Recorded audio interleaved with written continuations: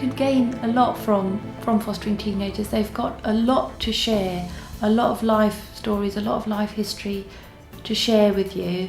And just learning about all of that can help enrich your lives, but also knowing that you can really input into a young person's future and their life chances just by giving them the right advice and the right nudge in the right direction, and encouraging them, for instance, in their education, giving them the right advice. They're at the cusp of adulthood. There is no time that is more sort of precious and more fruitful than that time in their lives where you can really impact on them. From personal experience, I was in care as a teenager, and having a foster carer who understood my needs was brilliant, was essential. I think that there's a stigma behind teenage fostering, as we are seen as hard work, and because we may have come from bad experiences, we kind of already have those sort of morals and values already instilled in us, so we're not open to take anything else, anything new anyway. So I think it's very, very important that people kind of open up and realise that we need as much help as babies and young people. Teenagers themselves bring their own, their own issues and their own challenges, but they could help them to solve whatever they're facing, basically, and that can be of a great reward for that foster carer. When you come into it, you'll be apprehensive and nerves are good. However, when you develop your relationship, it will become something far more, and for years to come you'll have a relationship. We get postcards from different parts of the country just to say, uncle and auntie, this is what we're doing now, and it brings a smile to our face. Although we're not in their lives day to day, it is the relationship that we've created and fostered for that period of time. And the impact, small little things that you have on their lives, are so fundamental to the way that they see things. We enjoy what we do, and as adults we can draw from our skills and show that onto young people. But we very much enjoy what we do as foster carers and teaching and showing young people that as they get older they'll be able to survive with all the life skills that they will take on board for the future. Any child in foster care is going to come with their issues. I just felt that it was a worthy experience of helping them with that. It's changed our family, hasn't it? Really? I suppose we feel much more like a family group rather than a couple, which is nice. The advice I would offer carers wanting to foster teenagers is to be patient, as it can take maybe longer for a teenager to warm to you or to feel comfortable in your home. So I think it's essential to listen to your teenager you have and try and build a relationship with them, but take it slowly and expect some bumps in the road, but think that at the end you're going to hopefully have a really nice relationship.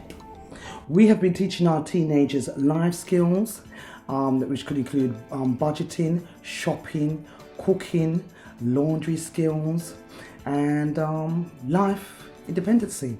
You have lots of different experiences. You learn to cook different ways. You learn to understand different things. And the most thing that you do understand the most is, how do I cope in situations of stress? And how do I deal with it? So it's a life-affirming experience. I was kind of young, I was 11 when I first went into foster care, and it was a massive leap. I didn't know what it was or anything like that. And I think it was good because, I saw how foster carers worked and what their job was like. What I can honestly say is my last carer made me who I am today. I liked school. She came to school with me when I'd done performances, and like I said before, she interacted with me so much, and she taught me how to wash up, to do my own washing, to clean my room.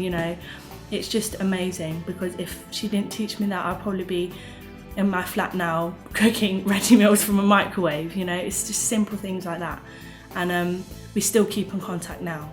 And she still advised me on stuff like boyfriend troubles and stuff like that, and that to me is the most important things, the little things that count. And if there was an award ceremony for foster carers, I wouldn't hesitate to nominate her for the best carer of the year or something like that, because she is truly inspirational. And if she gets a kid, a teenager or a baby, whatever, the next time, they'll be so should be so warming to them, and I hope they go through the same experience that I did. Looking back now of experiences of being in care and being fostered, I think the foster parents played a major role in who I am really right now. And if things didn't work out well, I would have been a different person, and I would, God knows where I would have been. Being in care while I was a teenager, it was really important to have carers who understood me and understood what teenagers are like. Fortunately, my carer had our own 2 children who had obviously gone through teenage years, and they had been quite difficult, she had later told me. So at 16 though, I turned into a bit of a naughty child, and it did get better after a while. I mean, we sat down and we had lots of conversations and we had lots of interventions with the social worker and big family meetings where the whole family came together, which was nice because I think I acted the way I did because I didn't feel like I was part of the family. So when everyone came together to talk to me, it did make me feel like I was part of the family, and it really changed all of our relationships. There are issues that a lot of teenagers might have. Your own teenagers will have them, Yeah, their concept of independence is a good one, that they think they should be allowed to do whatever, and you as an adult have to ensure that there are boundaries, and that can be a challenge. You have to teach them routine and boundaries, but as me and my husband will take step by step and show the young people they can make it, they can do it. I think you've got to really be more than just a foster carer. You've got to be their friend, you've got to welcome them, you've got to be reassuring in the way that you deal with them. It's a learning curve. At first it's going to be a difficult experience.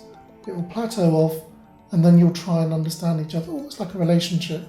You're always going to have ups and downs, but as long as you understand that you do care for each other and you're working for the best result, hopefully in the end you try and make the best of it. Teenagers are really on the cusp of adulthood, so they want independence, they want a certain amount of autonomy, a certain amount of responsibility in terms of decision making. They don't necessarily want to be, mollycoddled. I think the challenge is having that balance between having those boundaries and having that responsibility on their part and them undertaking that, but also allowing them a certain amount of freedom. Accept that a young person is going to make mistakes, and they are there to learn from it, so you there to facilitate that learning process really. I think it's really important for a carer wanting to foster teenagers to have a very good sense of humour, and as I said, always be there for them, show an interest in what they're doing, go to their parents' evenings, if there's any problem at school. I think it's really important that you're there for them, like you're their advocate, you're their defender, and they need you. They need to be able to feel that they can talk to you about any issue, and that you will be open to them with whatever challenge they present, so they feel comfortable ultimately. So you need to have those qualities to be able to go be on their level and have a good listening ear and be sympathetic. When I'm older, I would like to become a foster carer myself, and I would like to give my input and my views of what my life was like in care and being a teenager to them and give them my advice. So yeah.